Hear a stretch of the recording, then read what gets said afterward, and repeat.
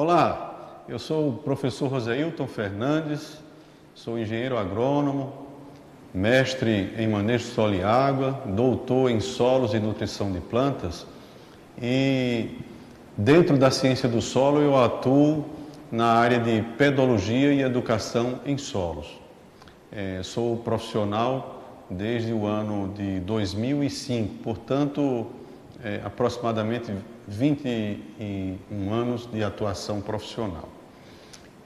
Sirvo à UFPB e à Sociedade Brasileira através do Departamento de Solos e Engenharia Rural, lecionando componentes curriculares ligados à ciência do solo. Portanto, estamos no curso de agronomia, no curso de biologia e no curso de zootecnia. O conteúdo que eu trago hoje para vocês é relacionado à litosfera, à crosta terrestre.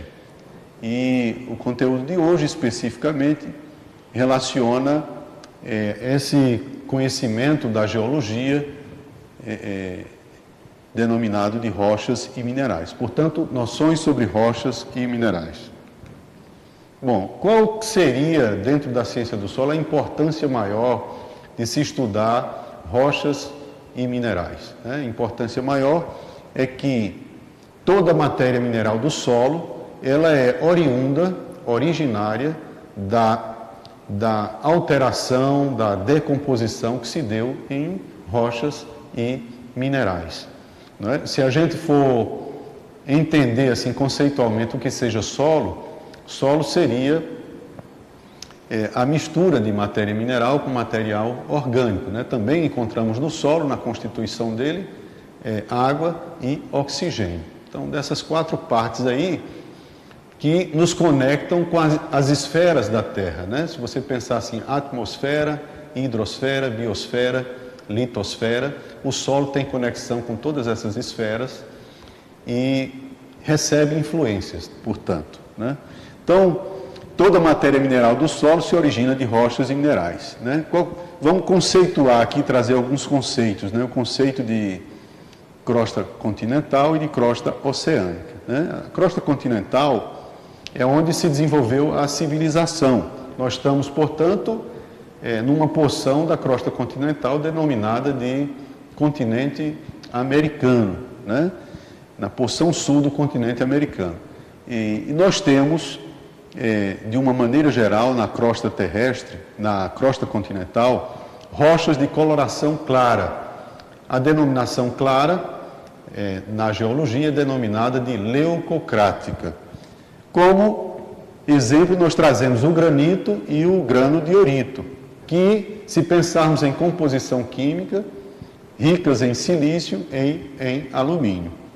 Já olhando para outra parte da litosfera ou crosta terrestre, nós temos a crosta oceânica, onde estão os oceanos. Imagina aí o Atlântico, o Pacífico, o Índico, né? Todos os oceanos, né? Eles são constituídos predominantemente por rochas de coloração escura, rochas vulcânicas extrusivas, né, em sua maioria, portanto de cor escura.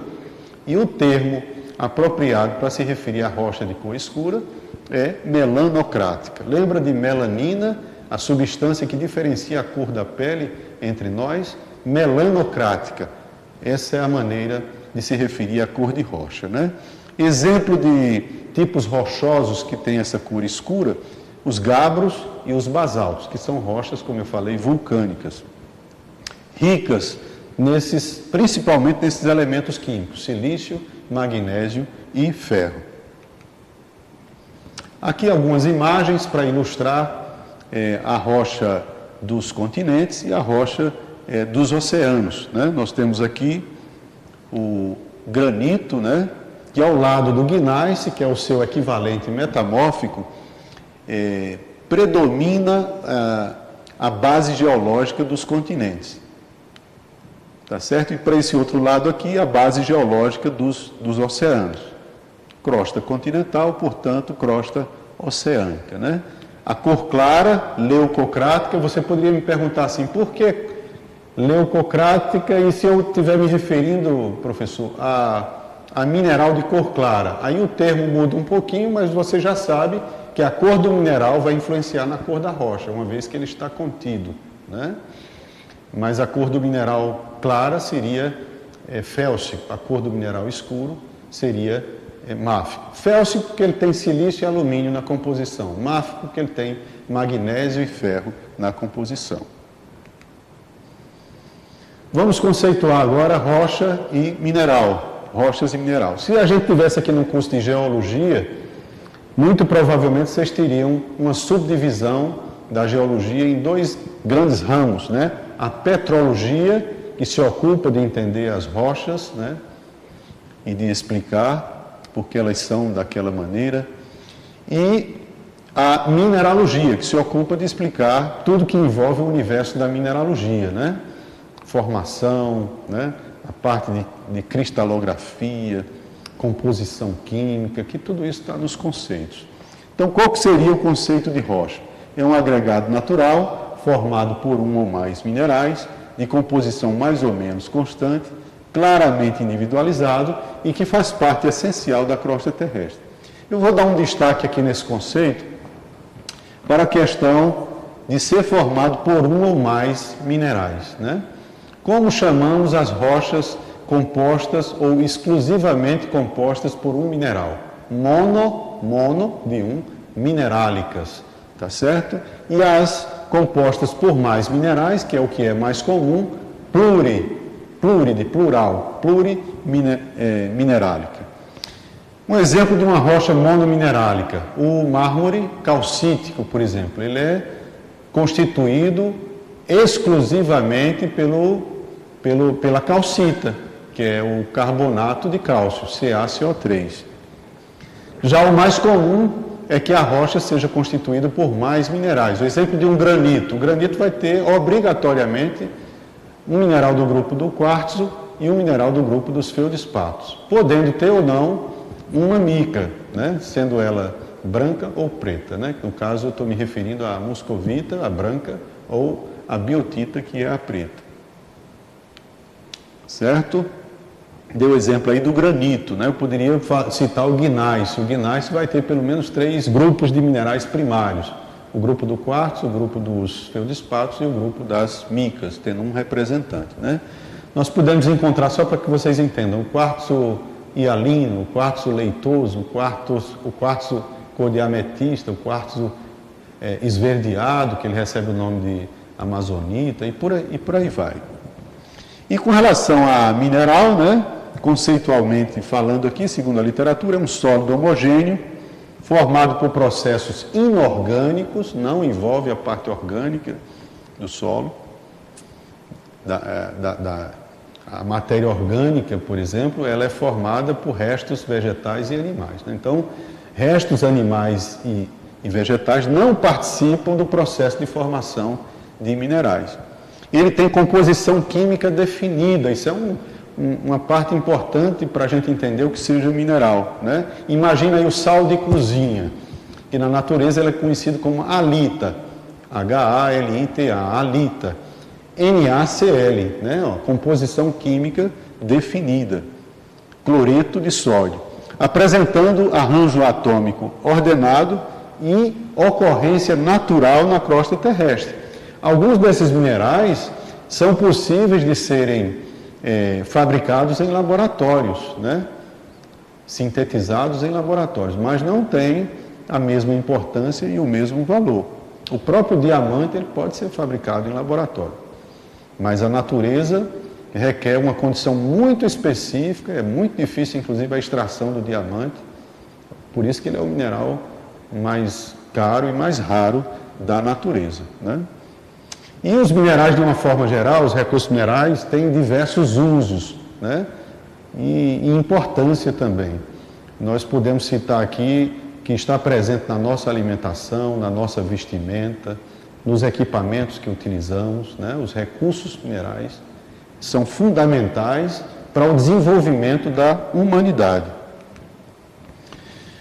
Bom, seguindo aqui no conhecimento sobre rochas ou petrologia, né? Se eu perguntasse assim, quais são os 3 grupos genéticos de rocha mais importantes, ou que existem, né? Não mais importantes, quais os 3 tipos genéticos de rocha existentes na crosta terrestre. Então, vocês me responderiam da seguinte maneira: as magmáticas ou ígneas, as metamórficas e as sedimentares. As magmáticas ou ígneas, como o próprio nome já diz, ígneo quer dizer, pessoal, fogo, tá? É preciso uma condição de temperatura e pressão tão elevada que ela vai derreter a rocha, tá certo? Estas rochas magmáticas ou ígneas, elas compreendem 95% da crosta terrestre. No entanto, em termos de superfície, só cobrem 25%. Já as metamórficas são originárias ou originadas pela transformação física e química de rochas pré-existentes. Agora há pouco eu falei que o equivalente metamórfico do granito é o gneiss. O equivalente metamórfico do mármore, o equivalente metamórfico do calcário é o mármore. O equivalente metamórfico, por exemplo, do arenito é o quartzito. Tá certo? Dando exemplo aqui dos diferentes tipos genéticos. Que, como a rocha pré-existente, protólito, portanto é o termo, né? E o resultante do metamorfismo, da temperatura e pressão, não no nível do magmatismo, mas do metamorfismo, vai fazer com que haja uma transformação estrutural desse material rochoso, né? Sem, portanto, mudar sua composição química. E o terceiro grupo genético seria as rochas sedimentares. Olha a curiosidade em relação às rochas sedimentares. Elas representam menos de 5% da crosta terrestre. No entanto, elas cobrem cerca de 75% da superfície terrestre. Aí eu digo para vocês o seguinte, se eu perguntasse para vocês o seguinte, qual dos 3 grupos genéticos de rocha é aquele que mais contribui com matéria mineral para a formação de solos? Sem medo de errar, as rochas sedimentares, né? Devido à sua natureza. Como é que forma uma rocha sedimentar? Intemperismo ou degradação, fraturamento, transporte com a ajuda da água do vento, da água ou do vento, né? Sedimentação, compactação e cimentação dos grãos. Essas são as etapas importantes para a formação de uma rocha sedimentar, e ela naturalmente é o tipo de rocha que se forma num tempo menor em relação aos outros 3 tipos rochosos. Outra curiosidade sobre as rochas sedimentares é que elas podem ter sido formadas das magmáticas, das metamórficas ou mesmo das sedimentares. Isso dá a ela essa vantagem em termos de contribuição de material para a formação de solos. Temos aqui 3 exemplos, né? Uma rocha magmática, granítica, uma rocha sedimentar, muito provavelmente aqui um arenito, e uma rocha metamórfica. Olha, a marca do magmatismo é o crescimento diferenciado dos minerais e a distribuição no fragmento rochoso. As sedimentares é o empacotamento, né? Como se fossem camadas ao longo do tempo sendo acomodadas nesse indivíduo. E o metamorfismo, ele faz essa organização mineralógica, né? O exemplo que eu dei do granito, e que com o metamorfismo ele passou a gneiss, né? Se eu perguntasse assim, qual o protólito do gneiss? Você me responderia, é o granito. E qual é o equivalente metamórfico do granito? Você vai me responder que é o gneiss. Estão vendo aqui o bandeamento, a banda clara e a banda escura intercalando aí por força do metamorfismo, né? Professor, o senhor disse que é preciso temperatura e pressão tanto para a questão da formação de rochas magmáticas como das rochas metamórficas. O que é que muda então? O que é que muda é o nível da temperatura, né? Temperaturas mais elevadas e pressões mais fortes são necessárias para derreter a rocha, para colocá-la em estado de fusão. Já nas metamórficas, não chega a derreter, ela fica como uma massa de modelar. E aí é por isso que há esta organização estrutural do material. Ok? Seguindo aqui, né? Se eu perguntasse agora para vocês qual é o processo formador das rochas magmáticas? Seria, portanto, o magmatismo, né? Como é que formam as rochas magmáticas? Resultam do esfriamento e solidificação do magma e podem ser classificadas com base em critérios químicos ou mineralógicos. Com base nos critérios químicos, a gente considera o teor de dióxido de silício, SiO2. E com base nos critérios mineralógicos, a gente considera a obrigatoriedade ou não de certos minerais que podem ocorrer na rocha. Tá certo? Veja que nas imagens que nos remetem às rochas magmáticas, nós temos aqui a rocha em estado de fusão. A lava, né, quando vem à superfície. E outra coisa importante, né? Nós vamos ter solos formados a partir de rochas vulcânicas com qualidades físicas e químicas muito mais favoráveis ao exercício da agricultura, por exemplo, porque devido a esse estresse de temperatura que ela vai ser submetida, né, imagine que essa lava esteja a 2.000 graus de temperatura e ela chegou à superfície que estamos aqui a 25 graus. Ela vai ter que resfriar muito mais rapidamente do que se estivesse abaixo da superfície. Essa é uma das razões que os minerais contidos nesse tipo rochoso serão menos resistentes ao ataque do intemperismo físico, químico e biológico. Então, o critério da composição química, como eu havia mencionado, ele considera o teor de dióxido de silício, SiO2, né? Serão classificadas como ácidas as rochas magmáticas que apresentarem um teor de dióxido de silício acima de 65%. Intermediárias, um teor de dióxido de silício entre 65% e 52%. Básicas, um teor de dióxido de silício entre 52% e 45%. E ultrabásicas, um teor de dióxido de silício inferior a 45%. Dizendo já para vocês que as mais comuns são as ácidas e as básicas, né? Veja que predominantemente na crosta continental nós teremos predominantemente as rochas ácidas de comportamento ácido e nos oceanos predominantemente as rochas de comportamento básico.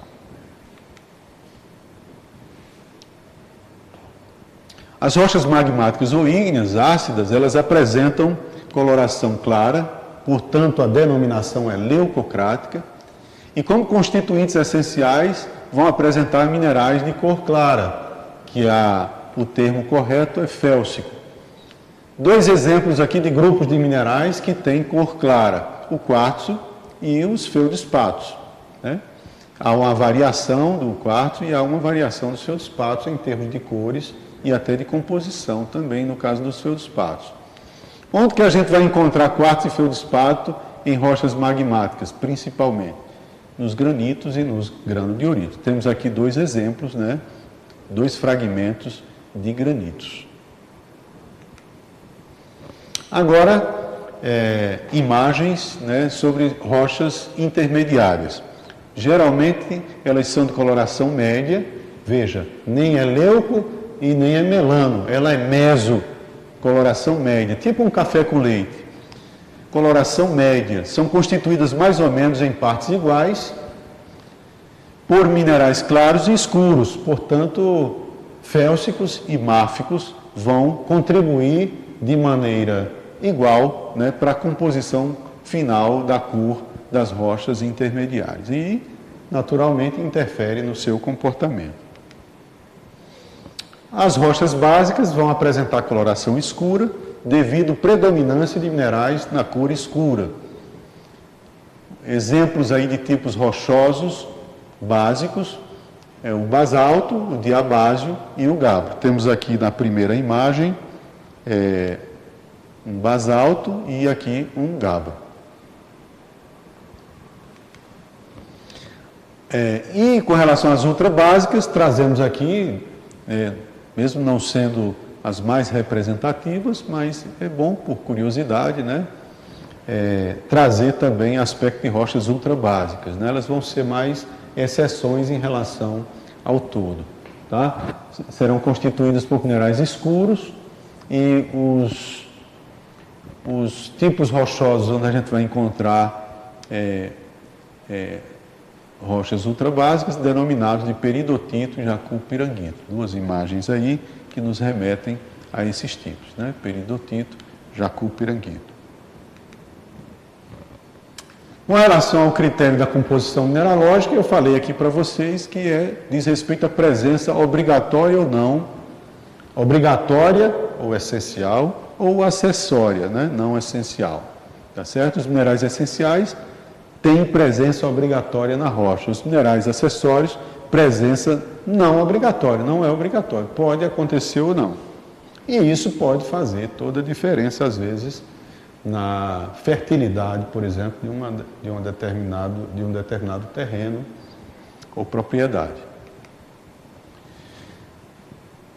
Minerais félsicos são ricos em silício e alumínio, têm cor clara, como os feldspatos, o quartzo e a muscovita, que é a mica branca. Os minerais máficos, também chamados de ferromagnesianos, são minerais ricos em magnésio e ferro, têm cor escura. E o grupo de minerais primários que vamos encontrar essa condição mais comumente são os anfibólios, os piroxênios, as olivinas e a biotita, que é a mica preta. Os minerais félsicos são mais resistentes ao intemperismo que os minerais máficos. Isso tem uma explicação, devido ao seu tempo de resfriamento, ao seu grau de cristalização, né? Todo mineral que resfria quando está sendo formado lentamente, a série de Bowen explica isso, é só você observar que o quartzo é bem cristalizado. Já os anfibólios, os piroxênios, a própria biotita, não são bem cristalizados. Tem ferro, inclusive, na estrutura dos minerais, o que faz com que ela sofra intemperismo químico, né? Muito mais facilmente, oxidação, por exemplo. E tem a ver também com o coeficiente de dilatação térmica. Os minerais de cor escura, eles sofrem uma dilatação térmica, né? Aquele movimento de expandir quando há umidade e de contrair quando há ausência de umidade, né? Durante o dia, expande. Durante a noite, contrai. Tá certo? Essa movimentação continuada, com o passar do tempo, faz com que nós tenhamos rupturas, né? E isso é importante porque vai acontecer o tal do intemperismo físico. Bom, entrando aqui no conjunto de rochas, né, das principais rochas magmáticas ou ígneas, né, o conjunto mais representativo seriam as rochas graníticas. O que é que tem nas rochas graníticas? Possuem quartzo e feldspato como minerais essenciais e normalmente a biotita como mineral acessório. De maneira geral, as rochas graníticas são rochas ácidas, possuem coloração clara ou acinzentada e são muito encontradas no Brasil. O granito é a principal rocha desse grupo e faz parte, associado com o gneiss, que é seu equivalente metamórfico, dos escudos cristalinos, ou o chamado embasamento cristalino brasileiro. Então, se alguém perguntar para você de que é constituído a geologia do Brasil, você, sem medo de errar, pode dizer que ela é constituída por rochas cristalinas. Cristalinas porque esse termo, né? Porque o cristalino vem de cristalinidade, né? Os minerais que constituem essas rochas são bem cristalizados. Exemplo, o mineral do grupo do quartzo e o mineral do grupo dos feldspatos. Principais rochas magmáticas ou ígneas ainda, continuando agora, de comportamento básico, né, de cor escura, melanocrática. É o basalto. O maior representante das rochas claras nos continentes o granito. O maior representante das rochas escuras, também nos continentes, o basalto. Tá? O basalto é a rocha efusiva mais comum, sendo uma rocha básica e máfica, né? Ou seja, tem um alto teor de dióxido de silício, um teor menos elevado de dióxido de silício em relação à rocha ácida, melhor dizendo. E máfica porque ela apresenta um percentual significativo de magnésio e ferro na sua constituição, levando a cor para a cor melanocrática ou escura, né? Derrames e intrusões de magma ocorridas aqui no terciário, que é um período da geologia aqui no Brasil, importante, alguns milhões de anos atrás aqui no Brasil, houveram derrames vulcânicos, né, que permitiram nos estados do Rio Grande do Sul, Santa Catarina, Paraná, Minas Gerais e Mato Grosso, a formação de rochas basálticas e também de diabásio, que se transformaram naturalmente em material de origem para as terras roxas. Essas terras roxas hoje são denominadas de litossolos, é uma das 13 classes possíveis no Sistema Brasileiro de Classificação de Solos. São terras de excelentes qualidades físicas e químicas, né, e tem aquele vermelho bem intenso. Algumas imagens aqui de rochas basálticas, né, rochas básicas, melhor dizendo, para ilustrar esta nossa fala. E agora, um segundo grupo genético de rochas aí seriam as sedimentares, né? Quais seriam, se eu perguntar para vocês, as etapas de formação de uma rocha sedimentar? Em outras palavras, qual é o processo formador das rochas sedimentares? Sedimentarismo. E quais são as etapas? Como é que isso se dá? Como é que isso acontece, né? É preciso que a rocha esteja exposta para receber as influências da atmosfera, dos efeitos dos fenômenos atmosféricos. Sofrer, portanto, intemperismo físico, químico e biológico, né? Então, o primeiro momento é a destruição ou intemperismo da rocha, que num primeiro momento ela é coesa, inconsolidada, e ela agora passa a ser um indivíduo fraturado, né? Sujeito a ser transportado com auxílio aí do vento ou da chuva, tá? Transporte de detritos pelas águas e ventos. Em algum ponto da paisagem mais estável vai ter a acomodação desses detritos, né? É a fase sedimentação. E depois de um bom tempo, à medida que esse material vai sendo depositado, ele vai compactando, né? Vai diminuindo o espaço e aumentando pressão sobre o material que está abaixo. E através de um processo denominado de diagênese, você tem a cimentação dos grãos, né? A ligação desses grãos formando um tipo rochoso. Vou dar um exemplo aqui para vocês. Se as águas e o vento, né, e os ventos estiverem transportando, por exemplo, partículas de tamanho areia, exclusivamente partículas de tamanho areia, com o passar do tempo nós temos o potencial de formar o arenito, que são rochas sedimentares formadas por partículas de tamanho areia, que é aquela classe de partículas que está entre 2 milímetros e 0,05 milímetros. Já se as partículas fossem de tamanho silt, né, nós formaríamos o siltito. Se as partículas fossem do tamanho argila, seriam os argilitos, né? As argilas são o menor das três frações que eu falei aqui granulométricas, o menor tamanho de partícula seria as argilas. Essas rochas são as que mais fornecem material para a formação de solos, por cobrir cerca de 75% da superfície continental. Então, em termos de formação de solos, as rochas sedimentares são as grandes contribuidoras com material de origem para a formação de solos. Aqui de uma imagem para ilustrar as etapas de formação de uma rocha sedimentar, né? Desgaste e fragmentação das rochas, transporte dos detritos, né, pelas águas e pelos ventos, sedimentação dos detritos, acúmulo de sedimentos em camadas, e a fase em que esse material vai compactar e vai cimentar, né? Como eu falei para vocês no slide anterior, dependendo do tamanho das partículas, a gente vai tendo um nome diferente. Por exemplo, se forem partículas maiores do que a partícula areia, ele pode formar o conglomerado. Se forem formadas por partículas de tamanho areia, arenito, formadas por partículas de tamanho silt, siltito, formadas por partículas de tamanho argila, argilito. Agora, isso numa escala de tempo que é muito maior do que o nosso tempo de vida aqui na Terra, né? São necessários milhões de anos para que isso aconteça, tá? É o tempo geológico. Ainda sobre as rochas sedimentares, a gente poderia trazer o seguinte destaque, né? Conforme o tamanho das partículas que elas compõem, nós podemos subdividi-las em rochas pelíticas ou em rochas pisamíticas. As pelíticas, partículas mais finas, como os argilitos e siltitos, e as pisamíticas, com grãos de tamanho maior. Partículas de tamanho areia, por exemplo, estariam nesse grupo aqui de pisamíticas, né?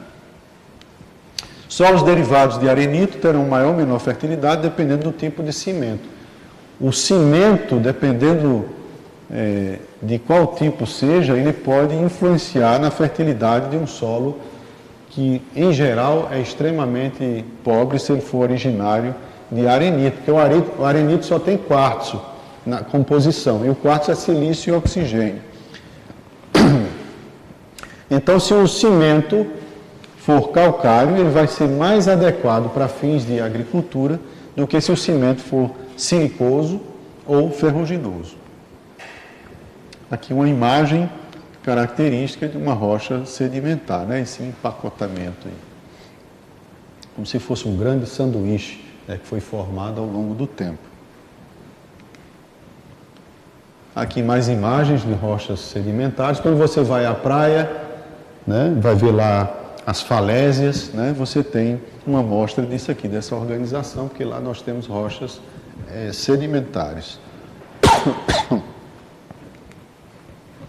As rochas metamórficas, portanto, o terceiro e último grupo genético de rochas, metamorfismo quer dizer transformação, são rochas que surgem do metamorfismo de outras rochas, da transformação de outras rochas pré-existentes, sejam elas magmáticas, sedimentares ou mesmo metamórficas, né? Os principais agentes do metamorfismo são a pressão, a temperatura, os fluidos gasosos, como o dióxido de carbono e a água, e os fortes atritos. Como eu disse para vocês, essa temperatura e pressão não vai derreter a rocha, ela vai colocá-la num estágio massa de modelar. E com isso há uma organização estrutural desse material, sem contudo influenciar na sua composição química. Observem aqui nessa imagem os efeitos do metamorfismo, né? A banda clara, leucocrática, entremeada pela banda escura, melanocrática.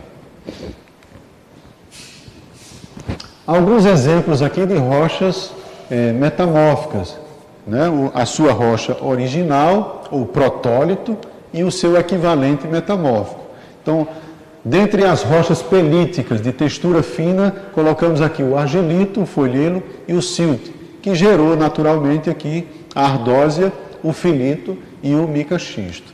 Nesse outro grupo de rochas aqui pré-existentes, ou protólitos, os granitos, arenitos e quartzitos, dando origem a gnáisses e quartzitos. E um exemplo clássico aqui é o calcário, que é muito utilizado, por exemplo, na construção civil, para a fabricação de cimento, o calcário calcítico. E que ele, após passar pelo metamorfismo, pode se transformar no mármore, né? Nós temos, de acordo com a composição mineralógica, uma classificação para o calcário, né? Um outro uso interessante do calcário também é para a correção de acidez do solo. O calcário dolomítico, principalmente, é muito utilizado para a correção de acidez superficial do solo. E existe o uso do mármore, que é seu equivalente metamórfico, na construção civil, né? É comum a gente ver, por exemplo, soleiras, mesas, né? Escadas, a partir do mármore, que é o equivalente metamórfico do calcário. Um exemplo aqui de rocha metamórfica com imagens, né? E trazer essa informação mais uma vez, que dentre as rochas metamórficas, o gneiss está presente nos calçamentos das ruas, né? Entre outras coisas, as britas que utilizamos na construção civil, no traço com cimento. Juntamente com o granito, ela forma quase que a totalidade do embasamento cristalino brasileiro. A base geológica brasileira é composta por uma rocha magmática, plutônica, intrusiva, denominada de granito, e por uma rocha metamórfica, de grau de metamorfismo mediano, né, denominado de gneiss, e que tem esse jeitão aqui, né, uma organização mineralógica, tá? O que é que a gente encontra em termos de composição mineralógica no gneiss? Um mineral do grupo do quartzo, um mineral do grupo dos feldspatos e pelo menos uma mica escura, né? No caso aqui a biotita. Exemplos aqui de outras rochas metamórficas podendo ser encontradas aí pela Mãe Terra, né? E agora a gente dá um destaque para os minerais, né? Os minerais, um detalhe importante sobre os minerais, sobre a classe química dos minerais, é que existe uma classe química que sobressai diante das demais. Aquela classe química denominada de minerais silicatados. Por quê? Ela tem obrigatoriamente na sua composição silício e oxigênio. Segundo a literatura, 93% dos minerais que compõem as rochas da crosta terrestre, eles são minerais silicatados. Os outros 7%, que também são importantes, eles estão distribuídos ali com os elementos dativos, com os óxidos, com os hidróxidos, né, com os sulfetos, com os carbonatos e por aí vai. São, ao todo, 7 classes químicas dos minerais. A gente volta mais os nossos estudos aqui na ciência do solo para os minerais silicatados devido a esta grande representatividade, né? 93% de tudo que existe na crosta terrestre é considerado mineral silicatado. Portanto, a gente vai encontrar comumente minerais primários e silicatados em rochas e nas frações areia e silt. Na terra fina, a terra fina é composta por areia, por silt e por argila, considerando o seu tamanho de partícula. E também nos minerais secundários, que estarão exclusivamente na fração argila do solo, né, que é aquela fração coloidal, aquela fração onde o tamanho de partícula é inferior a 2 micrômetros ou 0,002 milímetros. Né? Então, estão presentes nas rochas e nas frações de argila do solo. Nessa ilustração aqui, a gente tem alguns desses minerais, desses grupos que nós citamos. Os principais minerais primários são os seguintes: feldspatos. Eles são muito abundantes nas rochas, constituindo cerca de 60% das rochas magmáticas, daquele tipo genético que tem uma grande expressão em termos de crosta terrestre, né? Que são as rochas magmáticas. Eles são aluminosilicatos, observem para o termo aluminosilicatos, é porque tem na composição alumínio, silício e oxigênio. E que apresentam também elementos químicos como o sódio, o potássio, o cálcio em sua estrutura, os quais são facilmente liberados durante o intemperismo. E uma outra informação importante, em condições tropicais úmidas, que é a condição reinante aqui no Brasil, né? O principal produto da decomposição dos feldspatos é a caulinita. Portanto, se eu perguntasse para vocês qual é o mineral de argila mais encontrado nos solos brasileiros, né? Sem medo de errar, em condições tropicais úmidas, seria a caulinita, tá certo? Que é um aluminosilicato. Aí nós vamos encontrar alumínio, silício, oxigênio, sódio, potássio, cálcio, podemos encontrar na composição desse indivíduo. Algumas imagens aqui dos diferentes tipos de feldspatos, né? Eles estão subdivididos em dois subgrupos, que são o feldespato ortoclásio e o feldespato plagioclásio, né? No ortoclásio a gente vai encontrar uma dominância do elemento potássio na sua composição, e no plagioclásio a gente encontra uma dominância dos minerais cálcio e sódio na sua composição. Agora, para um segundo grupo de minerais primários importantes aqui, é o quartzo. É um dos minerais mais abundantes da crosta terrestre, estando presente na maioria das rochas. Ao contrário de outros minerais, o quartzo não se decompõe, ele apenas se fragmenta, sofre desgaste físico sem se alterar quimicamente. A composição química, independente do tamanho que ele for ter, vai permanecer SiO2, tá certo? Silício e oxigênio. Devido à sua resistência, devido ele ter uma alta estabilidade, né? Ser muito bem cristalizado, lembram lá da série de Bowen, e também sugiro que vejam a série de Gold, né? Que explica por que alguns minerais são mais resistentes do que outros, ou mais estáveis, né? Devido à sua resistência, o quartzo é mais abundante na fração areia dos solos e tem mais influência nas características físicas. Imagine aí características físicas como densidade, textura,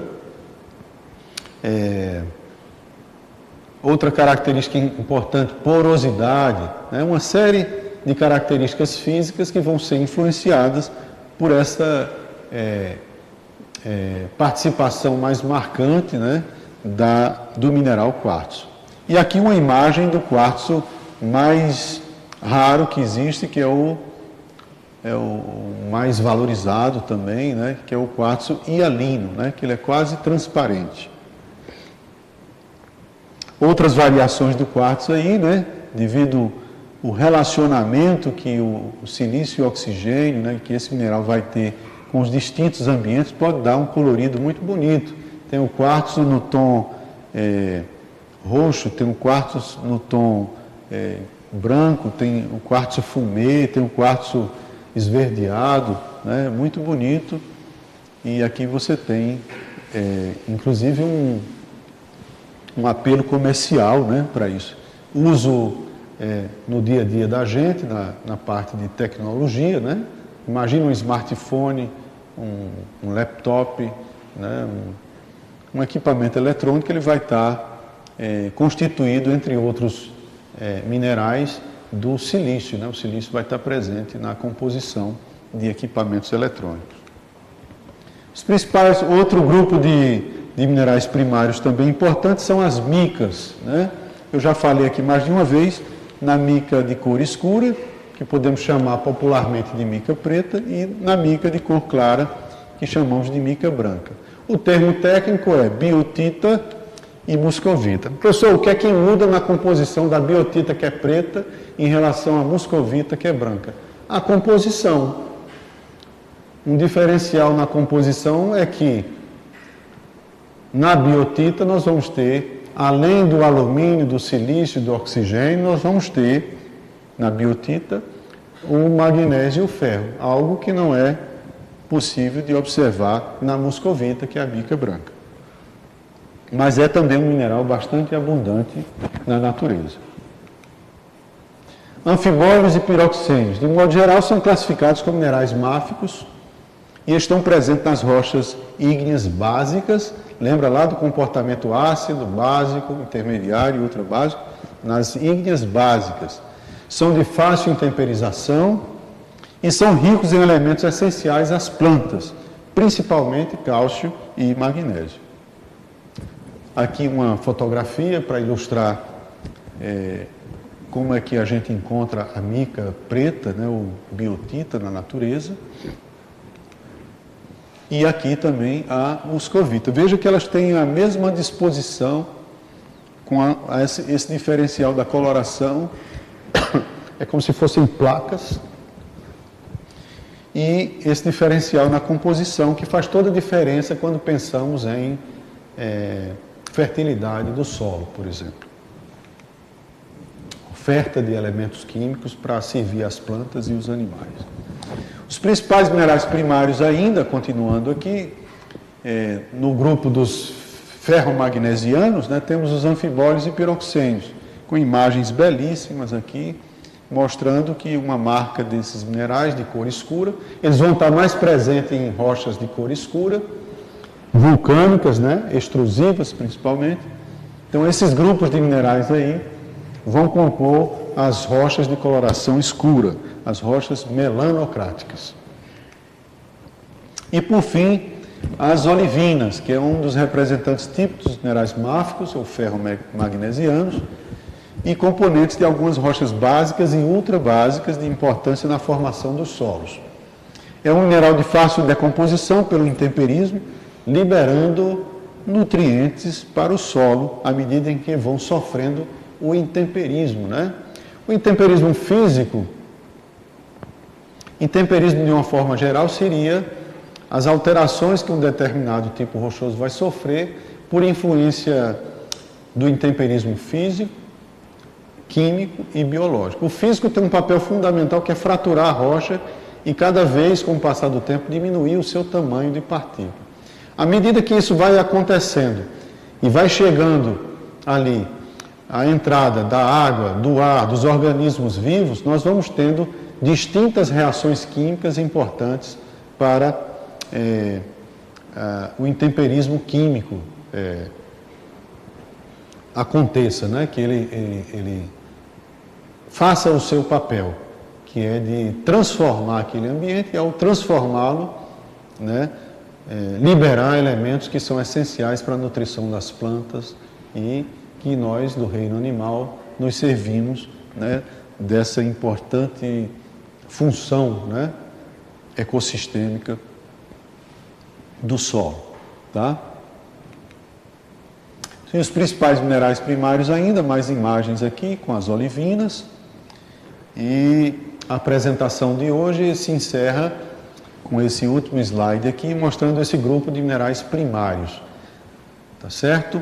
É um conteúdo fundamental, né? Só para ressaltar aqui, finalizar com a importância de se estar estudando os recursos minerais, né?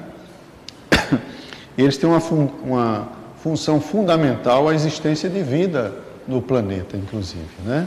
Está tudo integrado, né? Uma coisa depende da outra. Eles fazem parte do reino mineral, né? E ao fazerem parte do reino mineral, contribuem para o desenvolvimento, o estabelecimento do reino vegetal e do reino animal. Espero que tenham gostado da videoaula de hoje e nos encontramos na próxima aula com o próximo conteúdo.